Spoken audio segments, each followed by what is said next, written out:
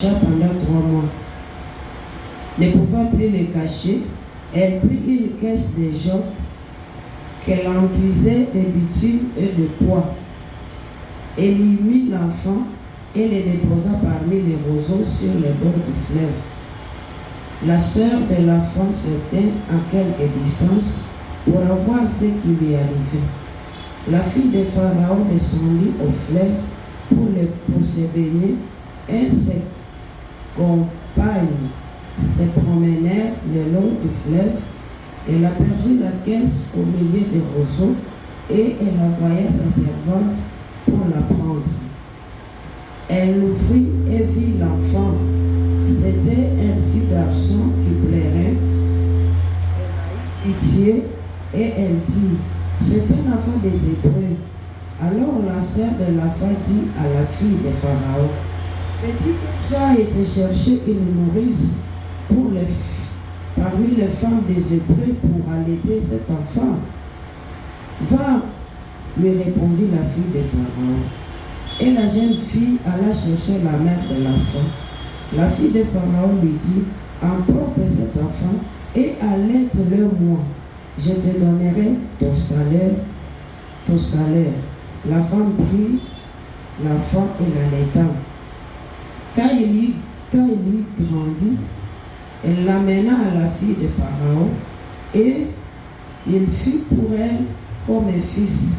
Elle lui donna le nom de Moïse, car, dit-il, je l'ai retiré des eaux. Amen. Hein? Amen.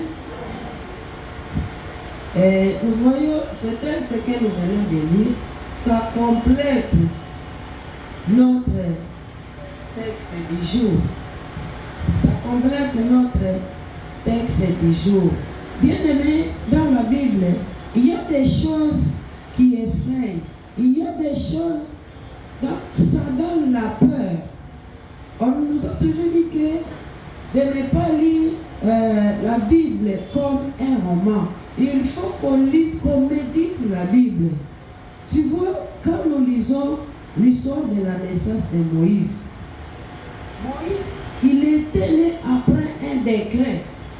Il était né après un décret. Le décret de Pharaon, qu'il avait dit que les enfants garçons de 0 à 2 ans meurent. Les enfants hébreux meurent de 0 à 2 ans. Qu'ils meurent. Ce qui m'étonne quand je lis ce texte, on dit, au verset 9, la fille de Pharaon lui dit: emporte cet enfant et allaite-le moi. Je te donnerai ton salaire. La femme prit l'enfant et l'allaita. Il dit: allaite-le moi. Elle parle à la mère de l'enfant. Allaite-le moi. Tu dois allaiter cet enfant pour moi. Il parle à la propriétaire de l'enfant. Il parle à la propriétaire de l'enfant. Bien-aimé, Dieu est grand et il te garde malgré les multitudes de décrets qui tombent contre toi dans le monde des ténèbres. Il y a des multitudes de décrets qu'on fait tomber à chaque minute contre toi dans le monde des ténèbres. Tu n'en sais rien, mais Dieu te garde. Dieu nous garde malgré les multitudes. Ce qui m'étonne, là où le décret est tombé, c'est là où l'enfant grandit. Et aussi l'enfant mâle. Si peut-être Pharaon était fille, on allait dire, bon, le décret était pour les garçons, l'enfant qui est né était fille, ça c'est bon, c'est normal. Il peut vivre dans la maison de Pharaon. Mais le décret était contre les enfants mâles. Celui qui vient de naître, il est mâle. Et malgré le décret de Pharaon, le Seigneur l'a confondu jusqu'à ce qu'il a même oublié ce qu'il a dit. C'est pour dire que même le diable, le monde des ténèbres peut signer des choses contre toi et le Seigneur les confond. Tu vis, tu traverses là où le diable a dit, tu ne vas pas traverser puisque le Seigneur est avec toi. Dieu est merveilleux. Dieu est... Quand j'ai préparé ce texte, quand j'ai lu ce verset, j'ai failli pleurer. Je vois la grandeur de Dieu. Je dis non, non, non, non. Dieu est Dieu. Dieu est Dieu. Tes ennemis peuvent décréter contre toi, mais si Dieu n'a pas encore mis son point, tu vas vivre, tu vas sauter, tu iras de notre bord, tu iras de notre bord. Dieu est grand, Dieu est merveilleux. Dieu ne voit pas les degrés des hommes. On peut faire descendre des degrés contre toi, mais la main de Dieu sera toujours avec toi, puisque tu as une mission. Le Seigneur a une mission avec toi. Le Seigneur a une mission avec toi. Nous venons de dire, cherche et va vers ton origine. Donc cherche ton origine et va vers ton origine. Quand tu vis, il faut te positionner. Est-ce que réellement je suis dans mon origine où j'ai été créé à la ressemblance de Dieu? Donc Dieu qui est esprit, est-ce que vraiment ma spiritualité domine sur mon charnel? Est-ce que c'est réellement ce que nous vivons, ce que moi je vis, ce que toi tu vis? Est-ce que tu es réellement plus spirituel que charnel? Si tu es plus charnel que spirituel, Dieu veut encore nous rappeler ce soir que nous sommes spirituels que charnels. Nous sommes plus esprits que charnels, puisque nous sommes créés à la ressemblance de Dieu qui est esprit. Amen. Nous sommes créés à la ressemblance de Dieu qui est esprit. Si jusqu'aujourd'hui, comme nous avons dit, si jusqu'aujourd'hui tu as récupéré ta nature, donc tu n'es plus charnel, tu es spirituel, recherche à ce que, donc tu n'es plus du royaume de Satan, tu es dans le royaume de Dieu. Cherche à ce que le spirituel domine le charnel. Notre prédication d'aujourd'hui nous demande de chercher notre origine. Nous qui avons été créés à la ressemblance de Dieu, nous qui sommes en esprit, que en chair, cherchons toujours à être plus spirituel que charnel. Cherchons toujours à être plus spirituel que charnel. On nous dit, la fille de Lévi, il a pris cet enfant. La Bible dit, un homme de la maison de Lévi qui avait pris pour femme une fille de Lévi. Cette femme, il devait enceinte et enfantant l'enfant. Moïse qui est né sous un décret. Le décret n'est rien devant le Seigneur, puisqu'il a une mission avec toi. Il a une mission avec toi. Pharaon, le Seigneur l'a confondu. Malgré ton décret, tu vas garder cet enfant. Tu vas garder cet enfant. On se demande, c'est dans quel mécanisme où Moïse, il n'est même pas égyptien. Il vit dans le palais royal. Et surtout, pendant la période où le décret est là. C'était pendant la période où le décret était signé. Mais Dieu a confondu Pharaon. Dieu a confondu Pharaon. On dit Moïse qui grandit dans le palais royal. À un moment donné, il s'est dit non, je ne suis pas chez moi. J'en ai assez de rester dans le palais royal. Malgré le shawarma que je mange chaque jour chez Pharaon, il avait dit non. Je dois rentrer chez mon peuple.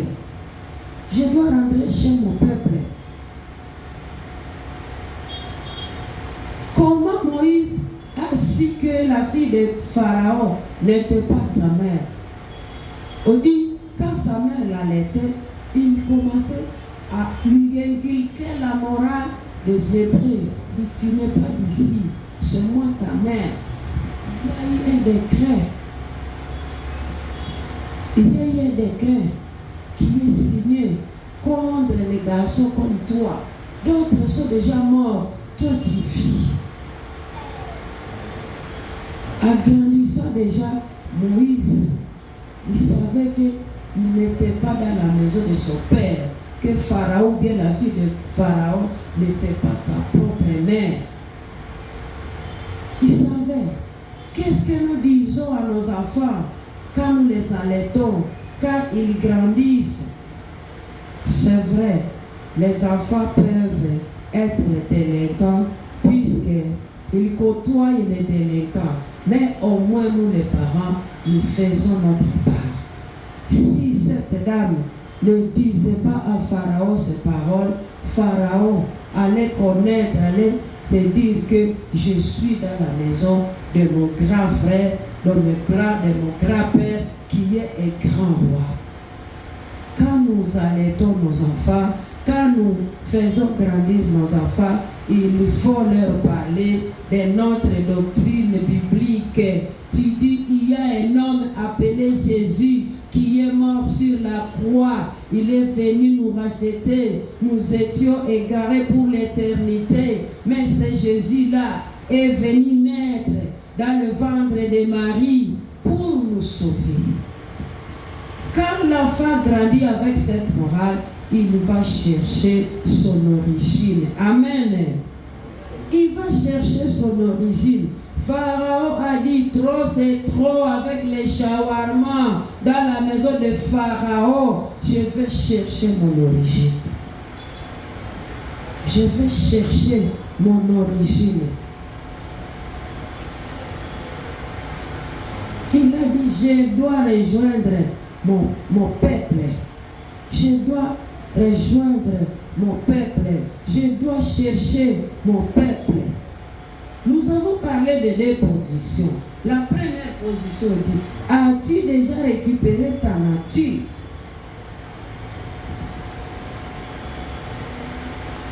As-tu déjà récupéré ta nature? Toi qui as été créé à la ressemblance de Dieu, as-tu déjà récupéré cette nature? Autrement dit, as-tu déjà récupéré ta nature que tu avais perdue dans le jardin d'Éden? As-tu déjà récupéré ta nature? Si tu as récupéré ta nature, tu es censé vivre en esprit. Est-ce que réellement tu vis en esprit comme on vient de le dire? Est-ce que l'esprit prime sur le charnel? Ici, si tu n'as pas encore récupéré ta nature, le Seigneur veut que tu quittes le royaume du diable pour le royaume de Dieu.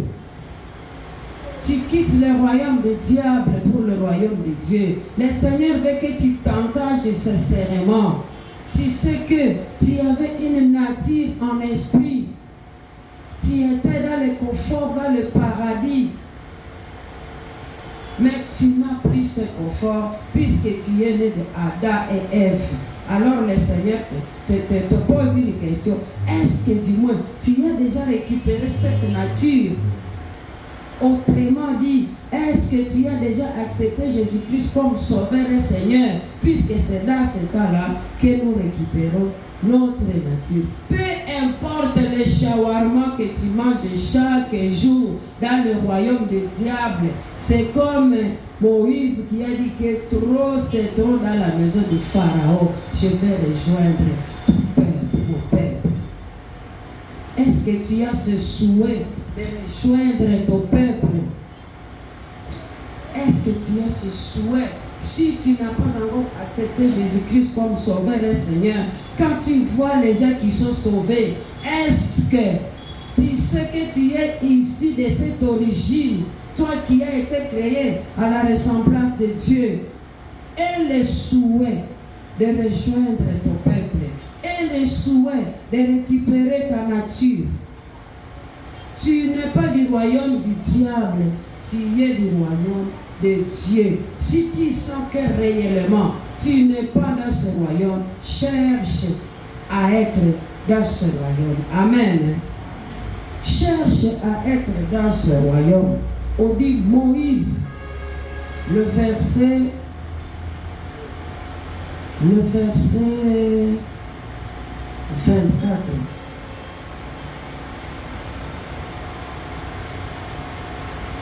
Hébreux 11, 24, notre premier verset de notre texte.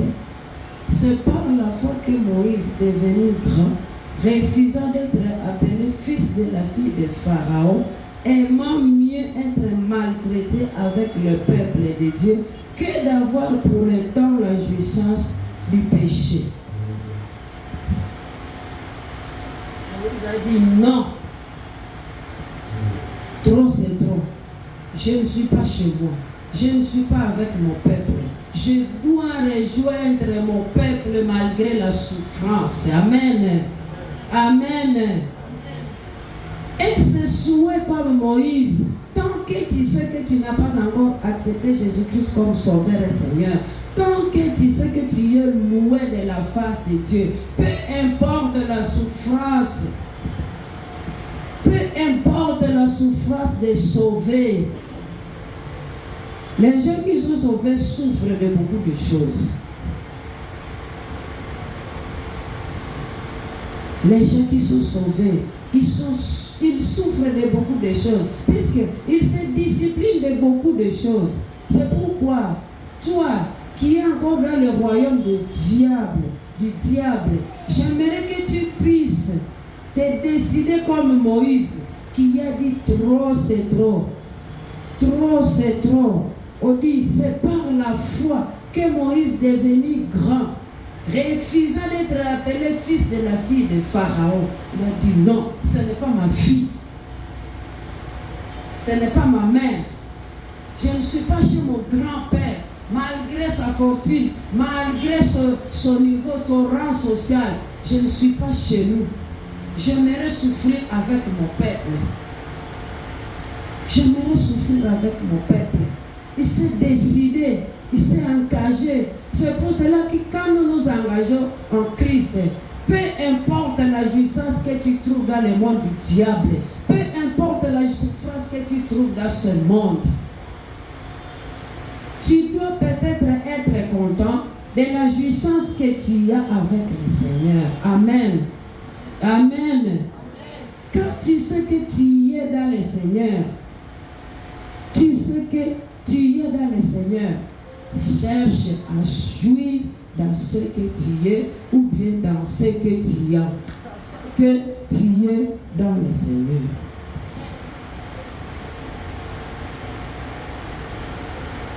Quand tu sais que tu es dans le Seigneur, là tu peux te dire, maintenant je suis bien installé. Tu ne peux pas dire que tu t'es bien installé alors que tu es encore sous l'emprise du diable. Jamais.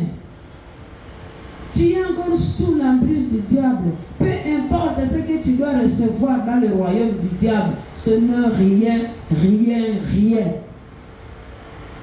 Même si tu as de l'argent dans des comptes, même si tu as des immeubles, même si tu fais ce que tu veux, tu jouis de la manière où tu vois que tu es dans ton confort. Si tu es encore dans le royaume du diable, tu n'as rien fait.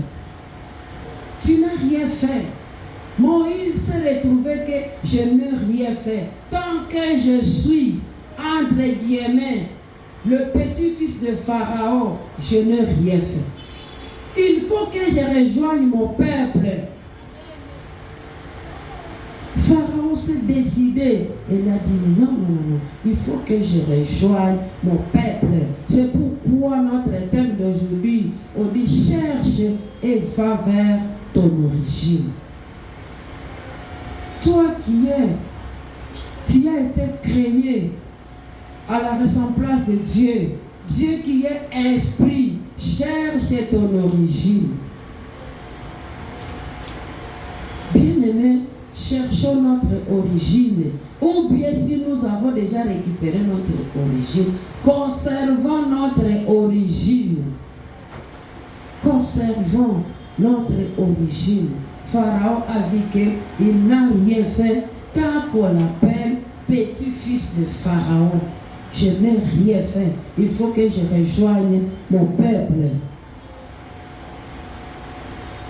Aimant mieux être maltraité avec le peuple de Dieu que d'avoir pour autant la jouissance du péché. Pharaon, il a vu qu'il s'est soutiré du peuple béni. Dans la maison de Pharaon, il s'est soutiré du peuple béni. Beaucoup de gens cherchent à récupérer cette origine. Ils n'arrivent pas. Ils se disent, comment vous faites pour vivre avec Jésus? Vous faites comment? Cette discipline que tu es en train de faire, beaucoup de gens t'envient. Puisqu'ils ont essayé de se discipliner, mais ils n'ont pas pu. Ils n'ont pas pu pourquoi? Puisqu'ils n'ont pas un soubassement sur Jésus. Ils n'ont pas un soubassement sur Jésus. Jusque-là, ils se contentent de se dire, nous allons à l'église, nous donnons des offrandes, nous donnons des dîmes, nous compatissons avec ceux qui souffrent, et ceci ou cela, nous donnons peut-être des aumônes, mais ils n'ont pas un soubassement sur la croix de Golgotha. Toi qui as accepté Jésus-Christ comme sauveur et Seigneur, tu as récupéré ton origine. Tu as récupéré ton origine. Ce qui te reste, c'est de savoir si réellement tu sauvegardes cette origine-là. Si tu l'as déjà récupéré, donc la nature, continue à garder cette nature. Et cette nature, nous la gardons quand nous marchons selon la volonté de Dieu, quand nous marchons dans la crainte de l'Éternel. Toi qui jusque-là, tu es encore dans le monde, je vais te dire que tu n'es pas dans le confort recherché, ou bien tu n'es pas dans le confort qui est plus élevé que le confort de Moïse, mais le confort de Moïse qui était dans le palais royal. C'est le diable qui nous trompe, c'est le diable qui nous embrouille. C'est le diable qui nous embrouille. Moi, je me suis toujours dit que les gens qui meurent ont fait fort dans des campagnes. Donc, il est né dans les campagnes, il a grandi dans les campagnes, il va dire qu'il a vu quoi? Qu'est-ce qu'il a vu pour ne pas s'embrasser avec la vie du Seigneur? Qu'est-ce qu'il a vu dans les campagnes? C'est comme par exemple ceux qui sont en Europe. Ceux qui sont en Europe, quand ils nous voient, ils nous voient quoi? Pour s'égarer dans le monde. Qu'est-ce qu'ils nous font? Qu'est-ce qu'ils nous font? Que les anges que tu as déjà embrassés qui dépassent les anges de Pharaon qui étaient dans le palais royal. Et il a dit, trop c'est trop, je quitte ce palais. Je quitte ce palais. Est-ce qu'ici nous pouvons nous dire que nous dépassons les anges qu'avait Pharaon? Moïse qu'avait Pharaon? Les anges de Moïse dans le palais royal. Est-ce que réellement nous dépassons cette essence? C'est comme toi, tu peux dire, ceux qui sont dans le feu fond, comment ils peuvent s'égarer? Comment ils peuvent s'égarer? Donc, tu reviens du champ, tu te laves, tu dors. Le matin, tu te réveilles, tu vas au champ. Qu'est-ce qui peut t'éblouir la campagne? Les gens qui sont en Europe aussi, ils se disent, les gens qui sont en Afrique, qu'est-ce qu'ils nous voient pour ne pas chercher le Seigneur? Ils se moquent de nous. Qu'est-ce qu'ils voient? Qu'est-ce que nous voyons pour ne pas chercher le Seigneur?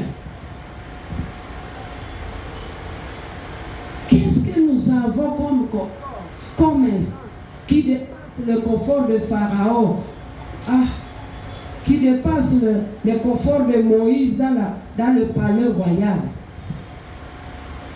Mais il s'est décidé. Il a dit, trop c'est trop. Trop c'est trop dans le monde. Qu'est-ce que tu as vu dans le monde qui continue à t'attacher au monde? Tu ne te décides pas de chercher le Seigneur. Qu'est-ce que tu as vu? Qu'est-ce que tu as vu?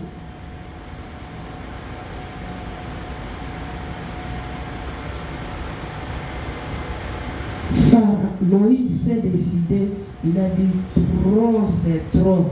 Dès lors, je quitte la maison de Pharaon. Vaut mieux souffrir avec mon peuple. Vaut mieux souffrir avec mon peuple.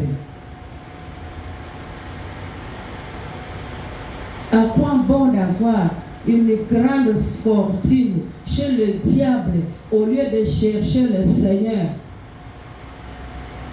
Quand tu sais que tu es avec le Seigneur, là tu peux dire, je commence la vie.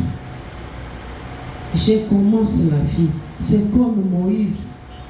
Aimant mieux être maltraité avec le peuple de Dieu que d'avoir pour autant la jouissance du péché, regardant l'opprobre de Christ comme richesse plus grande que le trésor de l'Égypte, car il avait les yeux fixés sur la rémunération.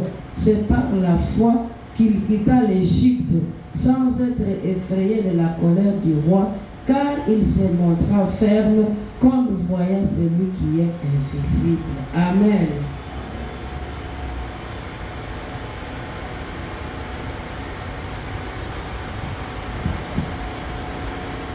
On dit, quand Moïse, il nous dit, il regarde l'opprobre de Christ comme une richesse. Moïse, il avait compris l'opprobre de Christ comme une richesse. Il a vu premièrement qu'il s'est détaché à un peuple béni. À un peuple béni. Il a vu qu'il s'est détaché à un peuple béni. Il a vu qu'il a quitté le peuple où il va, où le peuple, où il y a le Messie. Il n'a plus vu la souffrance de Jésus, cet opprobre. Il a vu ça comme une richesse. Il a vu ça comme une richesse. Ce que tu vis en Christ, tant que tu n'as pas encore vu ça comme une richesse, tu vas regretter ta vie ancienne.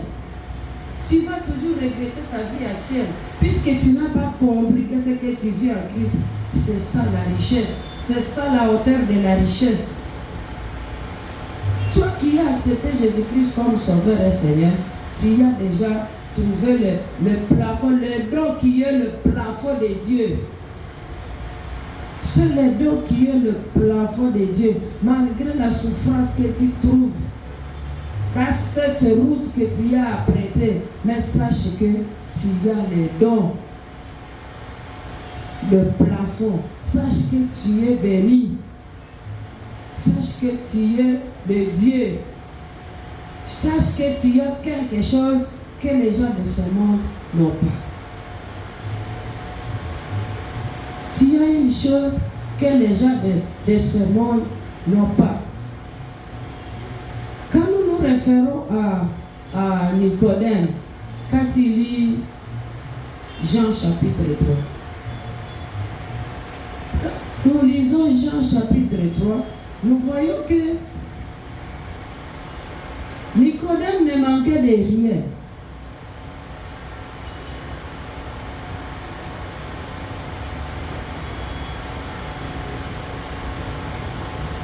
Jean chapitre 3. Quand Jésus s'entretient avec Nicodème, le verset 3, Jésus lui répondit, en vérité, je te le dis, si un homme n'est né de nouveau, il ne peut voir le royaume de Dieu. Si un homme n'est né de nouveau, il ne peut voir le royaume de Dieu. Nicodème lui dit, comment un homme peut-il naître quand il est vieux? Peut-il rentrer dans le sein de sa mère pour naître? Jésus répondit, en vérité, je te le dis, si un homme n'est né d'eau et d'esprit, il ne peut entrer dans le royaume de Dieu. Amen. Si il n'est né d'eau et d'esprit, tu vois, Jésus est en train de ramener toujours Nicodème à cette nature-là spirituelle. Dieu est esprit. C'est le verset que nous avons lu. Et Jean 4, 24. Dieu est esprit. Donc notre nature est esprit. Notre origine est esprit. Nous devons être plus spirituels que charnels. Dieu est esprit et il faut que ceux qui l'adorent en esprit et en vérité. Quand Dieu s'entretient à Nicodème, il veut toujours lui montrer que cherche à être esprit. Cherche à être plus spirituel que charnel. C'est ça notre origine. C'est ça notre origine. Et comme nous avons dit tout au début, là, nous avons dit qu'aujourd'hui nous commémorons la Pentecôte. La Pentecôte où l'Esprit de Dieu est descendu chez les disciples. La Bible nous dit qu'avant la Pentecôte, les disciples, ils avaient peur. Les disciples avaient peur puisque leur chef était déjà parti. Ils avaient peur des Juifs. Ils avaient dit, aujourd'hui, comme notre chef est parti, on va nous tuer, on va nous chercher. Et ils étaient enfermés. Mais après la Pentecôte, lorsque l'Esprit Saint est descendu, chez les disciples, nous allons lire ça. Actes des apôtres.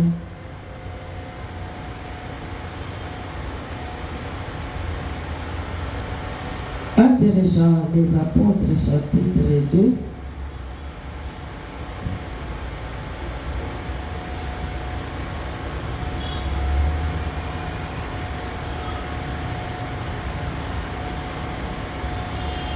Actes des apôtres, chapitre 2.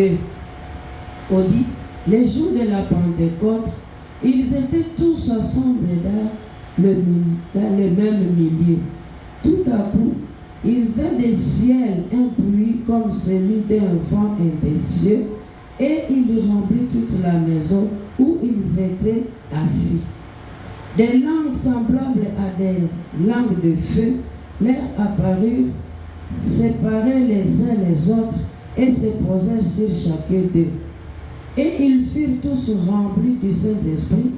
Ils se mirent à parler en d'autres langues, selon l'Esprit leur donnait de s'exprimer. Selon que l'Esprit leur donnait à s'exprimer. Or, il y avait en ce jour à Jérusalem des Juifs, hommes pieux de toutes les nations qui sont sous le ciel. Au bruit qui y eut, la multitude accourut et il fit confondre parce que chacun les entendait parler dans sa propre langue. avant la Pentecôte, les disciples étaient enfermés. Après la Pentecôte, ils ont une puissance. Ils ont une puissance. Les disciples, ils n'avaient plus peur. C'est à ce moment-là qu'ils étaient descendus dans les rues pour prêcher. C'est à ce moment qu'ils se sont sentis aptes d'aller prêcher. Suite à cette puissance, avant ils étaient enfermés. Après, ils s'étaient sentis aptes de descendre dans les rues et prêcher la bonne nouvelle. Parler de la mort, l'assévérissement et la résurrection de Christ. C'est pour cela qu'aujourd'hui, toi qui n'as pas encore retrouvé ton origine, il te sera difficile. Il te sera difficile d'entrer dans ta mission. Il te sera difficile, à la même manière que les disciples, avant la Pentecôte, ils avaient difficulté de descendre dans les rues. Mais après la Pentecôte, c'était dit, ils avaient une puissance en eux qui leur disait, Oyekoya Eya. Ils n'avaient plus peur de prêcher l'évangile. Ils n'avaient plus peur de sortir. C'est pourquoi toi qui n'as pas encore accédé à ton origine, ça te sera difficile de prêcher celui qui est à côté de toi. Ça te sera difficile d'entamer ta mission. Or, chacun est né pour une mission. Chacun a sa mission. Comment tu vas entamer ta mission alors que tu n'as pas encore retrouvé ton origine? Tu n'es pas dans ton origine. Cherche ton origine. Cherche. Le terme dit, cherche et va vers ton origine. Tu es encore chez Pharaon. Comment tu vas faire ta mission dans la maison de Pharaon? Tu es sous l'emprise du diable. Comment tu vas faire ta mission alors que tu es sous son emprise? Cherche d'abord ton origine, et quand tu vas trouver ton origine, tu seras comme les disciples. Quand ils ont eu la puissance du Saint-Esprit, ils ont descendu sur le terrain, ils ont prêché, ils ont réveillé les malades, ils ont guéri les malades, ils ont guéri les paralytiques. Donc, ils n'avaient pas cette puissance-là. Ils avaient peur de l'évangile, honte de l'évangile, peur des Juifs. Tant que tu es dans l'ancienne origine, tu n'es pas dans ton propre origine, tu ne sauras pas descendre sur le terrain, tu ne sauras pas entamer ta mission. Alors que le Seigneur nous tous, il nous a mis sur cette terre, chacun avec sa mission. Chacun avec sa mission. Quand Moïse était dans la maison de Pharaon, est-ce qu'il avait fait quelque chose? Il n'avait rien fait. Il a fallu qu'il quitte la maison de Pharaon. Comment il devrait intercéder pour le peuple Israël, pour le peuple, alors qu'il est en train de bouffer les shawarma chez Pharaon. Il allait dire, toi, il allait tonner sur toi. Qu'est-ce que tu viens faire ici?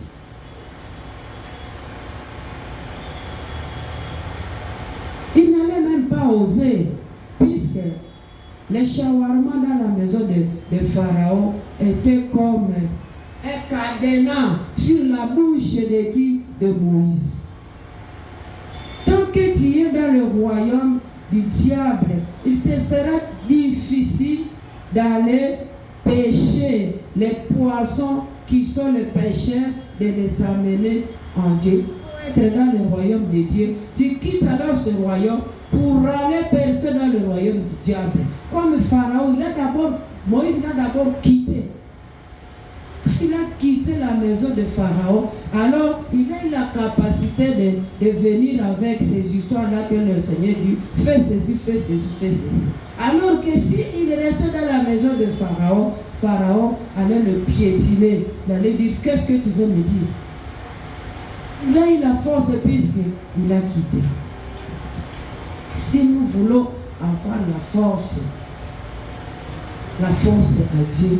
Quittons d'abord, cherchons d'abord notre origine. Quand tu vas trouver ton origine, tu dis, ah, je suis plus spirituel que charnel. J'étais créé à la ressemblance de Dieu, qui est esprit. Il faut que moi aussi je fais mon travail, je fais ma mission en esprit. La mission, nous n'allons pas le faire en charnel. Nous allons faire la mission en esprit. Comme notre Père est esprit, il nous appelle aussi à être esprit que charnel. Quand nous serons esprit que charnel, nous allons entamer l'œuvre de Dieu. Quand nous allons voir nos propres de Christ, quand nous allons voir ça comme une guerre, quand tu vas voir ta souffrance comme une guerre, quand tu vas voir ta souffrance comme un appât qui va soutirer le pécheur là où ils sont, tu vas en dire dans cette souffrance. Tu vas en dire dans cette souffrance. Tu vas accepter de quitter, tu vas accepter de laisser, de se détacher des shawarma de Christ pour assumer la discipline avec Dieu et lui amener les âmes perdues. Tu ne sauras pas intercéder tant que tu es encore dans le royaume de Satan. Tant que tu as encore l'origine satanique, tu ne sauras pas commencer ta mission, tu ne sauras pas entamer ta carrière.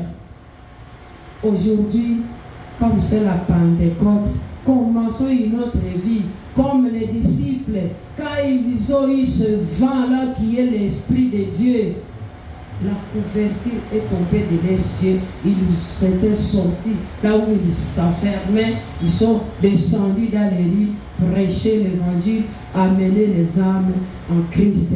C'est de cette manière que nous allons travailler pour Christ. Cherchons d'abord notre origine. Allons vers notre origine.